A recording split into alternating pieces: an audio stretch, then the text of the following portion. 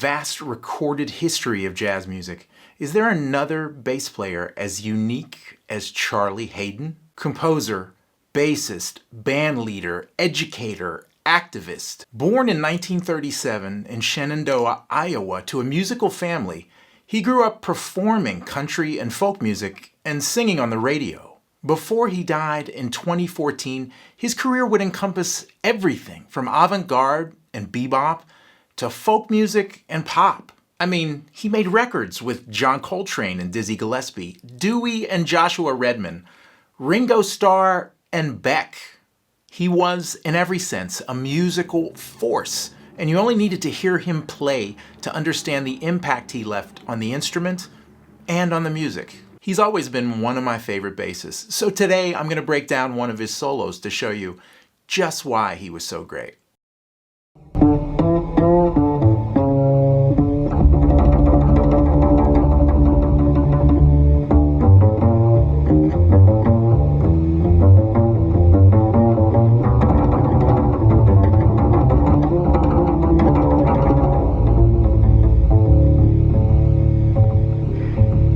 Right out of the gate, emotion, intensity level, drama, and that sound.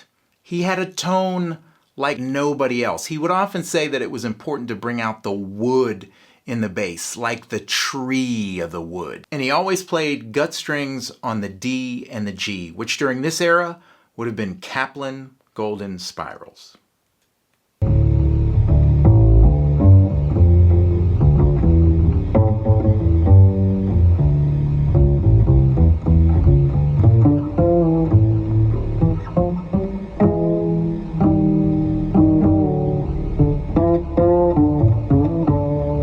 This is a solo version of the Ornette Coleman track Lonely Woman, track number 1 from 1959's The Shape of Jazz to Come.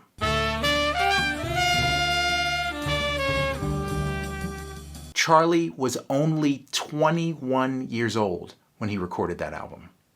His low E is tuned down to a D to match the key of the song, but this melody is just a jumping off point, like the record.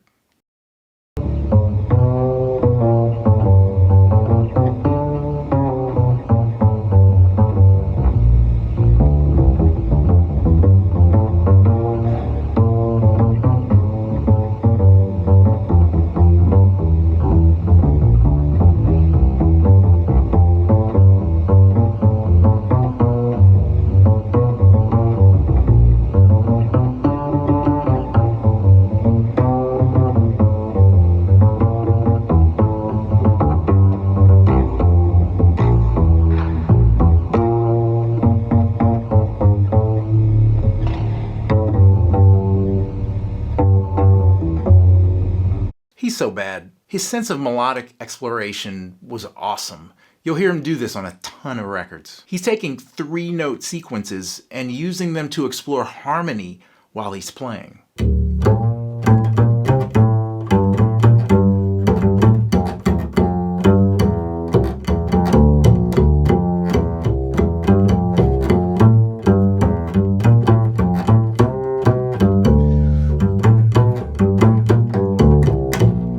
Also, check out the unorthodox technique. He's using his third finger all over the lower positions, but he's absolutely in tune.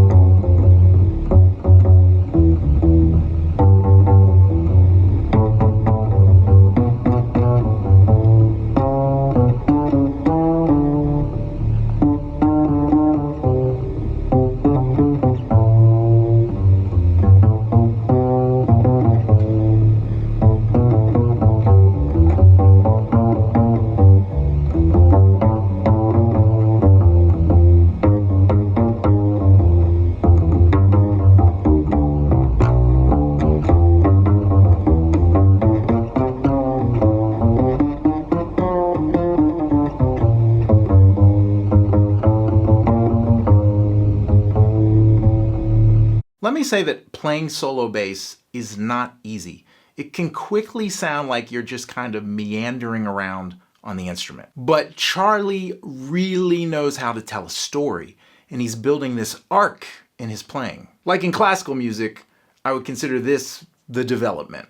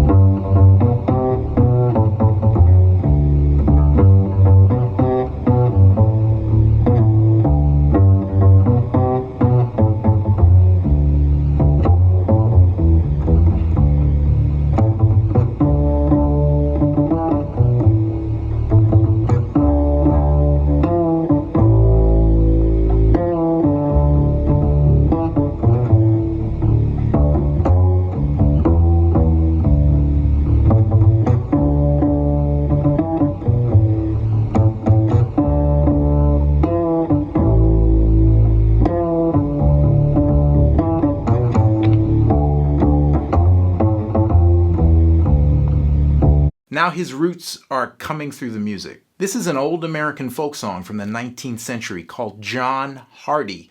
Maybe you've heard it done by Leadbelly. John Hardy, he was a desperate little man. This is the kind of music he grew up listening to and learning. You can feel the pulse he's created, and again, his feeling is just leaping out of the screen.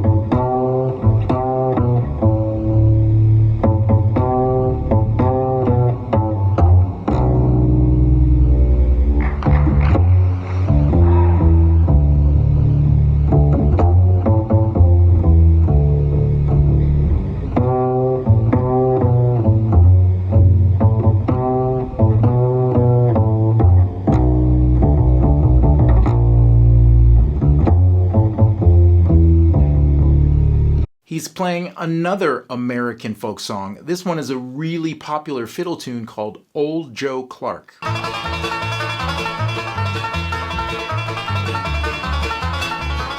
I should also mention he's playing an incredible instrument. It's a one-of-a-kind French bass made in 1845 by Jean-Baptiste Vuillaume with a Schertler bridge-mounted pickup. You can actually play this bass if you're anywhere near Albuquerque, New Mexico. It's currently being sold by Robertson & Sons Violin Shop.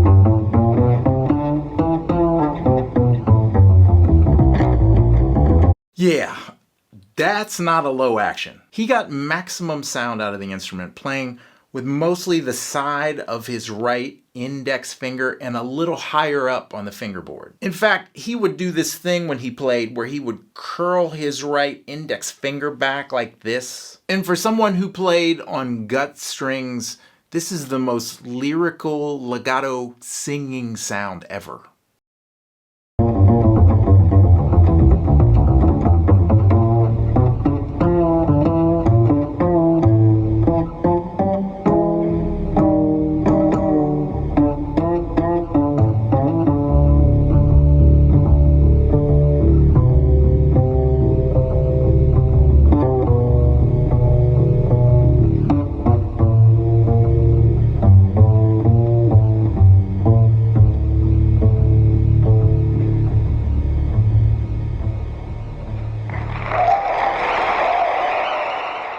I'm here to tell you, nobody plays bass like that. Not just what he played, but how he played. I met Mr. Haden once.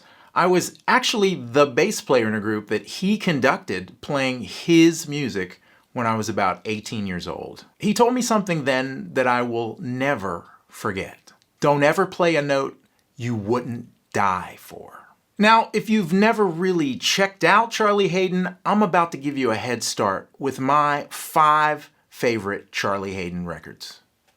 We have to begin with Charlie Haden's legendary partnership with Ornette Coleman, which produced at least 18 albums. And my first Ornette album was the second one from that group, Change of the Century. It was released in 1960, and you can immediately hear Charlie's impact on the music on tracks like Face of the Bass and Una Muy Bonita.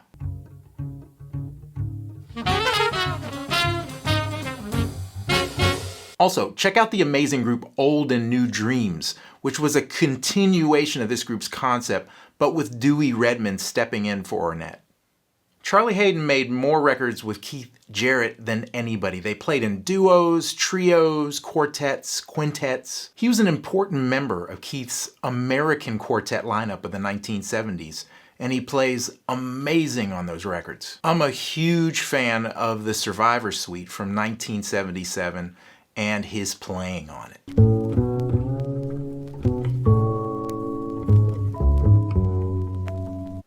Charlie was best friends with guitarist Pat Metheny, and anything they did together was incredible. They did a duo record and a trio record I think that everybody needs to own. But if I had to pick one, I would pick 8081, a brilliant genre-bending quartet record on ECM.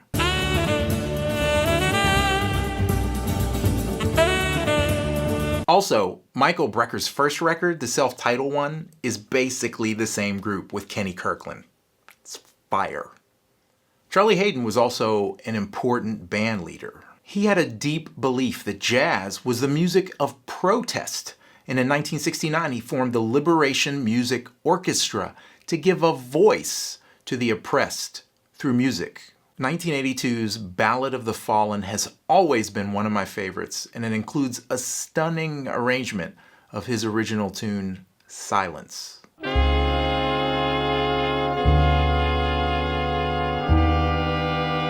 This was actually how I met him. In the early 90s, he was touring and conducting local groups performing this music. Don't ever play a note you wouldn't die for. The other band that he led was a group of veteran LA jazz musicians, Quartet West. Formed in 1987, they played a kind of tribute to 40s jazz, film noir, and early bebop. They did 8 records, but I've always loved 1999's Art of the Song. The string arrangements are perfect, as is hearing Charlie Haden sing. I am a poor wayfaring stranger. Charlie Haden was known as a kind of an empath musician. He could read the minds of the other players and provide a perfect complement. You can really hear this in his many duo collaborations over the years. As I mentioned, he did duo recordings with Keith Jarrett and Pat Metheny, but he also did duo records with Jim Hall, Kenny Barron, Hank Jones, Brad Mehldau, John Taylor, and others. But my pick is an album not often talked about.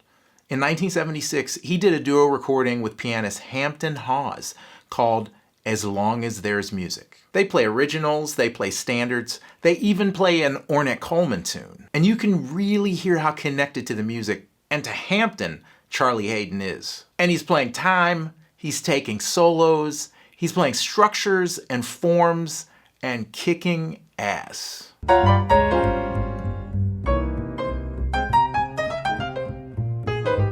Yeah, I'm a huge fan of Charlie Haden's, and this is just a tiny slice of his expansive body of work. What's your favorite Charlie Haden record? Let me know in the comments. When all is said and done, Charlie Haden left an indelible mark on music. When I hear him, I don't just hear notes and chords and rhythms. I hear the universe. Everyone has inside of them, since the beginning of time, the history of the universe. And really what we do when we improvise is we touch these deeper places inside of us.